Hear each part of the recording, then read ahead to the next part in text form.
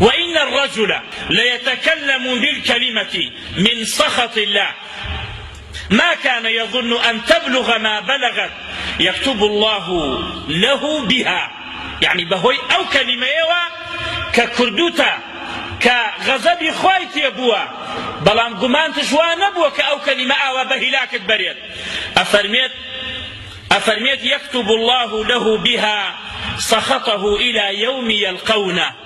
غضب خواه لسرد حلال بيت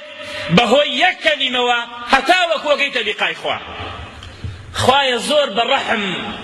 خوايا كالصد رحمي خلق كرد بيت كنوت نور رحمي بو إيمان دار للقيامة. غضبي خوي لسر خوت حلال كي هتاوك وقيت الروج قيامته بهوي كلمة يكوا إنسان آقاي لينيو رنگ بقالتي دابنا بويا لغزويك پیغمبر عليه الصلاة والسلام لقى الصحابة كان الريانك پیغمبر إخوة صلى الله عليه وسلم لبان واشتركي بو غزوي تبوك بو. أم آية لسورة التوبة لسورة براءة آية 66 كاتي ريانك الصحابة وبيغمبر صلى الله عليه وسلم دو إنساني دو منافق سيمانش إنسان ناحارب جويليانا قل أم دو كسوتيان لبر خويا نقصيانا قل رقاك دولة بوي رقاك ببرن بوي رقاك برنسر أم دو كسوتيان توبري أم زلزلانة بطوان لقل كافركانا شركا إيمانا كي مالوان أما پیغمبر فرمي صلى الله عليه وسلم من روما قل مؤاواك متوبري قصيانا قل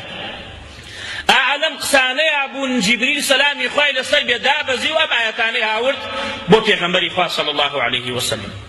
ولئن سألتهم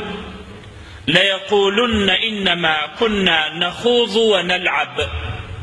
أقا برشاري أن يبكي أي پیغمبر خواه صلى الله عليه وسلم درباري أو منافقانا أغن والله إنما كنا نخوض ونلعب والله كنا ودمان رقاك بري نسر هر بو وازی و بو دمگالته من بو خوی من بس مانیش نبو. قل دي بيان بري أي پیغمبر صلى الله عليه وسلم أبالله وآياته ورسوله كنتم تستهزئون.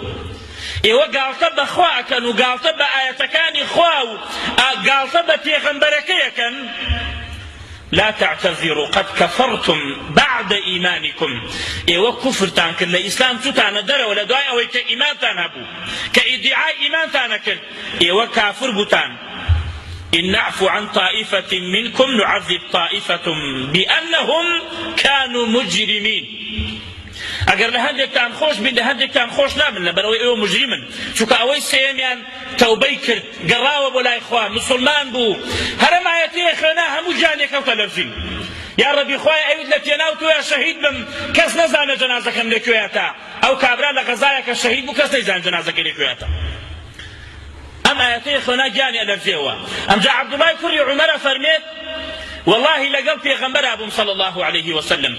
عمدو كسهاتبن روشمي حشتلكي پیغمبر ينقدبو صلى الله عليه وسلم يعود اي پیغمبر اخوة والله انما كنا نخوض ونلعب والله ما بس ما نجنب وبس بو قالتوا معود اي پیغمبر اخوة رجايا نكر اوج لولان دا يفرمو قل ابي الله واياته ورسوله كنتم تستهزئون يو قالت بخوا باياتكان وبيغمبركن قد كفرتم بعد ايمانكم كفر تانك كافر بوتان بهوي كلمه يكوا زور كسيا ابينينا مسلمانانا كسيك اقريشي هدي جون بريشه دا قسم بخواتي كافر بيت ايه كسيك قالت بسواك يبكى قسم بخواتي كافر بيت هر کسی گالته به یکشد لدین اسلام بکه لاسلام چیتا در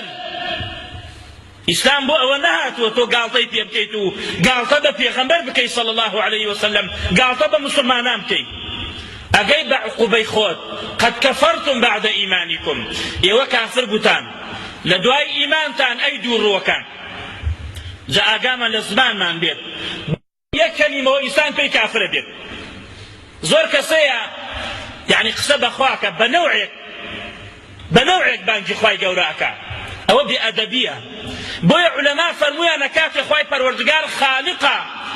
بأدبية بلي خواك پەرژینی قایم بێ لە ڕووتانی گۆدرێژی خەڵق کردا، خوا سەگی خەڵق کردا، خوا پیسایی خەڵق کردا، خۆ ئەوانەی خەڵق کردووە بەڵام هەر بێئەدەبیەوە بڵێ الله خالق كل شيء ئاوا بڵێ. هەندێک شتێ لایەق نییە بەخواوە، هەندێک قسە هەیە لایەق نییە بە پێغەمبەرەوە صلی الله عليه وسلم، لایەق نییە بە دینی ئیسلام و بە مسلمانانەوە. ئەبێ مسلمان زبانی خۆی بگرێت، بۆیە بەهۆی کەلیمەیەکەوە ئەوە حاڵەکەی تا بە 70 ساڵ لە جەهەنەمە چێتە خوارەوە.